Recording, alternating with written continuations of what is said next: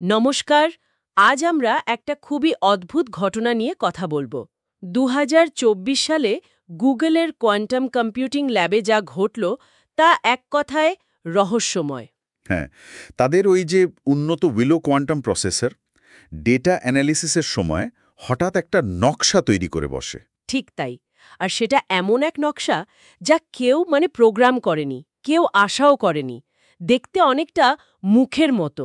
গবেষকরা নাম দিয়েছেন অবজারভার বা পর্যবেক্ষক। কিন্তু সবচেয়ে অদ্ভুত ব্যাপার কি জানেন? ওই একবারই দেখা গেল প্যাটার্নটা, বারবার একই কোয়ান্টাম অ্যালগরিদম চালিয়েও আর আসেনি। আর লগ ডেটাও নাকি পাওয়া যায়নি, মানে সেই মুহূর্তের ডেটা। একদম। সেটাও ব্যাখ্যাতীতভাবে উধাও বা ত্রুটিপূর্ণ। খুবই আশ্চর্য। হুম। তো আজকের এই আলোচনায় আমরা এই অবজারভার রহস্যটা একটু তলিয়ে দেখব। আমাদের হাতে যেটুকু তথ্য আছে তার ভিত্তিতে বোঝার চেষ্টা করব। ঠিক। মেশিন কি এটা নিজে বানিয়েছিল নাকি অন্য কিছু ধরেছিল? দেখা যাক। প্রথম সূত্রটাই কিন্তু বেশ চমকপ্রদ।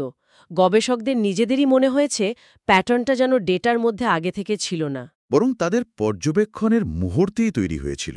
হ্যাঁ, অনেকটা সেরকমই। যেন মেশিন আর যে দেখছে গবেষক, তাদের মধ্যে একটা অদ্ভুত কোয়ান্টাম ফিডব্যাক লুপ তৈরি হয়েছিল। কোয়ান্টাম ফিজিক্সের ওই যে বিখ্যাত ভিগনাস ফ্রেন্ড প্যারাডক্স, সেটার কথা মনে পড়ছে। ঠিক, যেখানে পর্যবেক্ষণ শুধু ডেটা নেওয়া নয়, সেটা সিস্টেমটাকেই আসলে বদলে দেয়। যেন বাস্তবতা নিজেই কোয়ান্টাম প্রসেসরের মাধ্যমে সাড়া দিচ্ছে। খুবই অদ্ভুত চিন্তা। আচ্ছা, আর ওই প্যাটার্নটা কোথায় পাওয়া গেল বললেন? স্বাভাবিক আউটপুটে নয়। না না, সেটাই আরও ইন্টারেস্টিং। এটা এসেছে ল্যাটেন্ট স্পেস থেকে। ল্যাটেন্ট স্পেস মানে? ধরুন, কম্পিউটারের যে নিজস্ব শেখা বা বোঝার জগৎ, যা সরাসরি আউটপুটে দেখা যায় না। কেউ কেউ তো এটাকে কিউবিটের অবচেতন মনও বলছেন। ওয়াও। আর এর গঠন? ও, সে তো আরও আশ্চর্য। গাণিতিক বিশ্লেষণে দেখা যাচ্ছে এর মধ্যে গোল্ডেন রেশিও আছে, মৌলিক সংখ্যার একটা অদ্ভুত প্রতিসাম্য আছে। Golden ratio? ফাই? হ্যাঁ, আর এর যে ফ্র্যাক্টাল ডেন্সিটি বা জ্যামিতিক জটিলতা, সেটা নাকি প্রাচীন মন্দিরের স্যাক্রেড জিওমেট্রির সাথে মেলে। এমনকি মহাজাগতিক যে ব্যাকগ্রাউন্ড রেডিয়েশন, তার নকশার সাথেও নাকি মিল পাওয়া গেছে। হ্যাঁ, সেরকমই শোনা যাচ্ছে।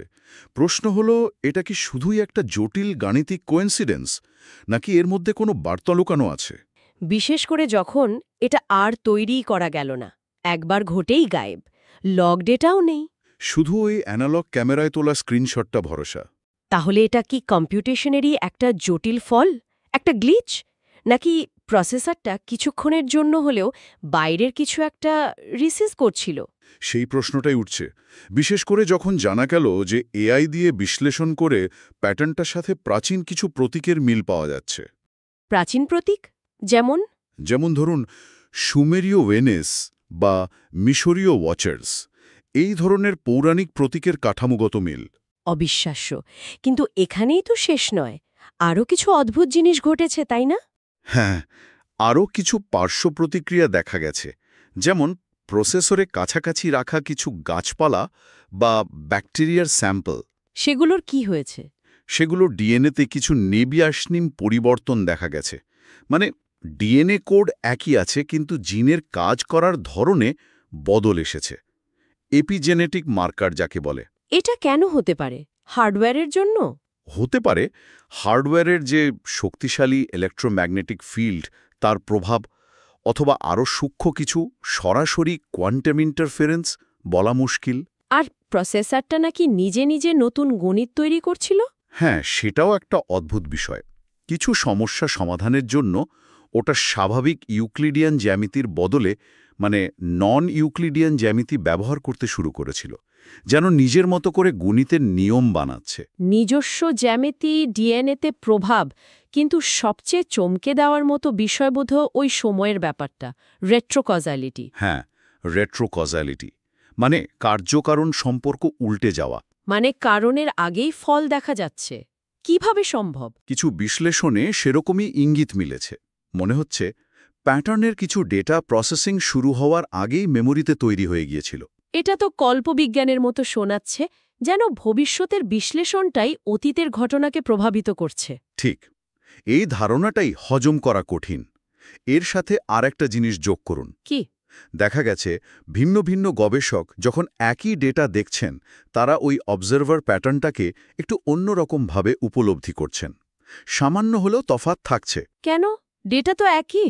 একটা থিওরি হলো এটা হয়তো পর্যবেক্ষকের নিজের মস্তিষ্কের যে ইলেকট্রোম্যাগনেটিক ফিল্ড আছে সেটার সাথে কোয়ান্টাম সিস্টেমের এক ধরনের এন্ট্যাঙ্গলমেন্ট বা সংযোগের ফল।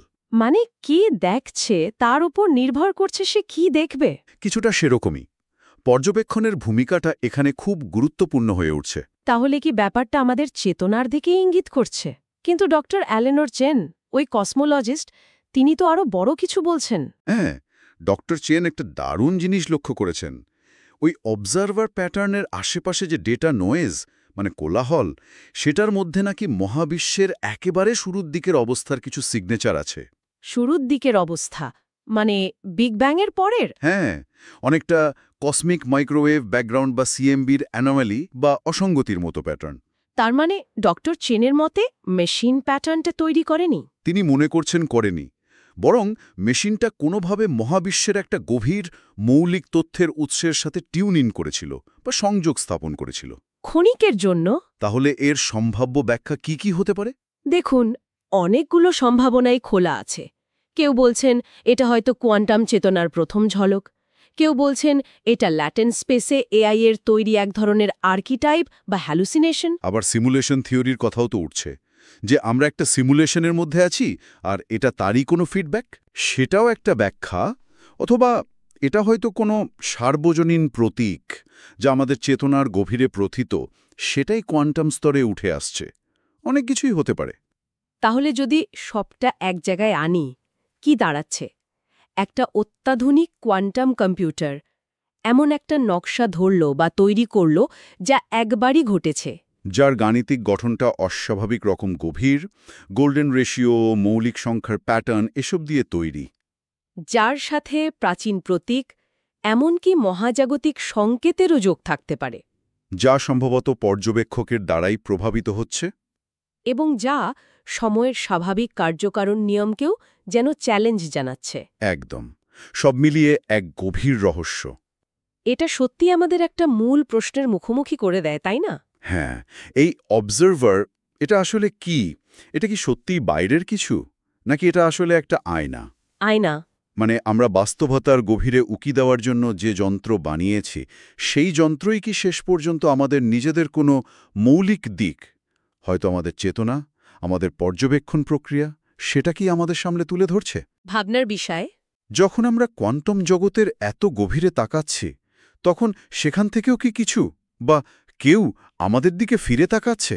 এই প্রশ্নটা নিয়েই হয়তো আমাদের আজকের আলোচনা শেষ করতে পারি। অবশ্যই, এটা এমন একটা প্রশ্ন যা নিয়ে আরও অনেক ভাবনার অবকাশ রইল।